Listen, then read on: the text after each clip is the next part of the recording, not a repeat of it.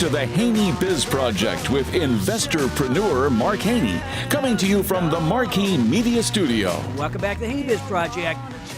Well, today, my friends, we have a special treat. We have the man behind iHeart Media here in Sacramento, the VP over at iHeart Sacramento.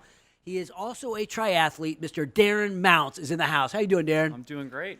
Well, I appreciate you coming down and sharing your story. And we've never had anybody from iHeart in here, but today we're talking about fear. Let's get to know Darren Mount to start off with, and what you do over at iHeart. And then also, let's talk about your journey as a triathlete. Well, start off, I guess, with the iHeart. I'm the VP of sales. Okay. So me and one other counterpart run the sales division for our radio stations. My primary focus is News Talk, News Radio, KFBK, and Talk 650, which is that's what our we're on station, right yeah. now. Just manage the day-to-day advertising, client relationships, things like that. Okay, so we want to hear your story as an athlete. We've been talking about fear today. We've been talking about what makes us afraid in business, but I think so often in sports, we see parallels with the way we see ourselves as entrepreneurs. Talk to us about your journey and how you might have to overcome any insecurities. Well, I mean, I think the biggest challenge for a lot of people, especially in triathlon, is, it's 98% mental. Okay. And just getting over those mental blocks and really accepting the fact that truly anything is possible. I mean, that's one of my biggest mantras. We are limited by our own thoughts, that self-fulfilling prophecy that we can't accomplish something or we can't do something.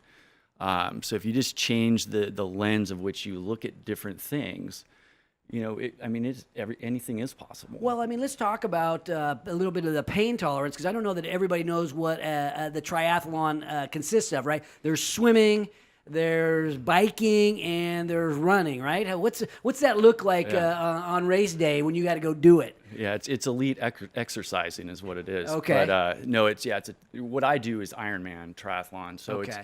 There's a bunch of different distances, from the sprint distance, which is a shorter race, to the full Iron Man, which is 2.4 mile swim, followed by a 112 mile bike, and then a full 26.2 mile marathon. What's your fastest time? 9:40-ish. Whoa, I think, somewhere are you in there. kidding me? Yeah. Wow. What's the world record? Oh gosh, 7:30 probably, depending on the course. So you're right in there. You're not that far away. Yeah. Talk to us about your journey. Did you come from a swimming background, or you just use your mental toughness to start training, and you decided, I need to go Ironman? No, I'm not going to do the 5K like a lot of us. We're going to go. How did the progression happen? Yeah, I was a swimmer as a kid. Okay. Swam at a pretty high level. Swam under Sherm Shavor, who is the 2-time Olympic coach. And you got to swim like 2.5 miles, right, at the beginning of an Ironman? Yeah. You start off, get all wet, and you got to swim 2.5 miles. People beating the heck out of you, hitting you in the head with their arms, flailing. It's the most combative part of the Ironman. I just picture you in the open water with 1,000 people all trying to wrestle for first, to get out front. Yeah. Yikes. Okay. Keep it going. Sorry. Swimming's my forte, so I like to get out in front on the race and get away from all that boxing match. Okay. But a lot of people end up catching me later in the day, especially once the run hits. Well, yeah, because you have to pay, you sprint parts of things, but part of it's like it's a marathon, right? It's a longer race. You're talking 10 hours. Yeah, we compare it. It's like I'm a diesel engine versus the Ferraris, which do the shorter racing. In fact. Okay. The short races are a lot more painful because you're redlining the entire time. Your heart rate is through the roof, and you're just struggling waiting for the finish. Where Ironman, it's a long day. It's basically an aerobic race, and who has the biggest aerobic engine and can get through. But not a whole lot of pain, hopefully. Okay, well, not a whole lot of pain. No. Okay, so what about like when you're exhausted? There's no pain. What is that? What's that if it's not pain? It's perseverance more. Okay. I mean, again, going back to the whole mental thing. I mean, I guess to some it would be painful. I don't view it that way. More just perseverance. I mean, it sounds a little bit like entrepreneurship, because in entrepreneurship, you start off, it's probably a little bit like being in the water where you're getting beat up pretty hard. And then at some point, you're kind of out in the open and you're in control of your own destiny, right? You're not bumping up against everybody. You have a chance to put whatever heart you have into the opportunity. Talk to us about what it feels like in the middle of that race. Like, what keeps you going? Well, I think for most of us, it's the competitive spirit, and you're surrounded by an amazing group of up to 3,000 other like-minded individuals, all out there to do the very best they can. I mean, in one sense, we are racing our competitors, but in the other sense, we're sort of racing ourselves and racing the clock. And a serial Iron Man triathletes are constantly looking for that perfect day, which hasn't happened to me yet, but.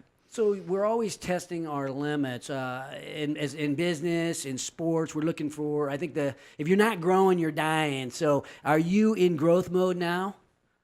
Yeah, I mean, absolutely. And this is one of the things that I tell my kids, I tell my reps, it's life is about testing yourself. And a lot of times you have to walk right up to that edge and peek over the edge. And you know what? Sometimes you fall off. But the bottom line is you're never going to know how far too far is if you don't put yourself to that edge and test yourself.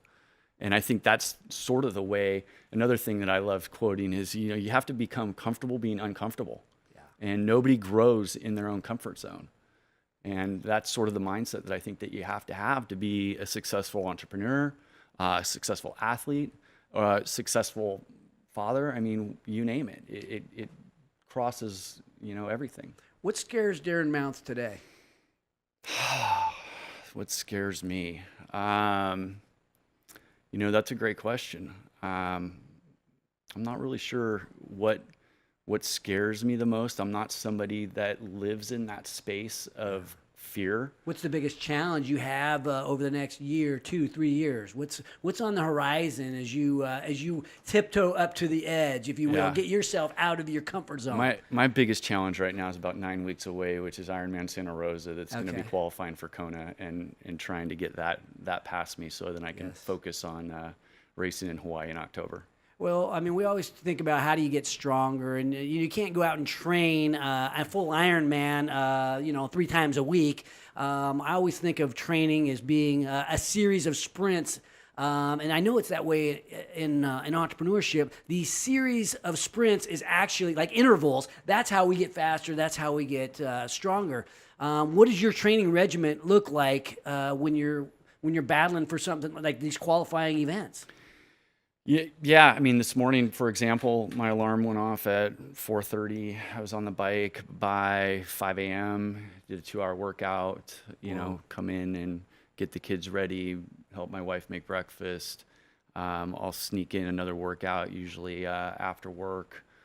Thursdays are usually my big days. They can start at 3:15 in the morning because when I started this whole endeavor, I told myself that, look, I'm not going to be that guy that is never at the breakfast table, is never at the dinner table, is not there for my kids.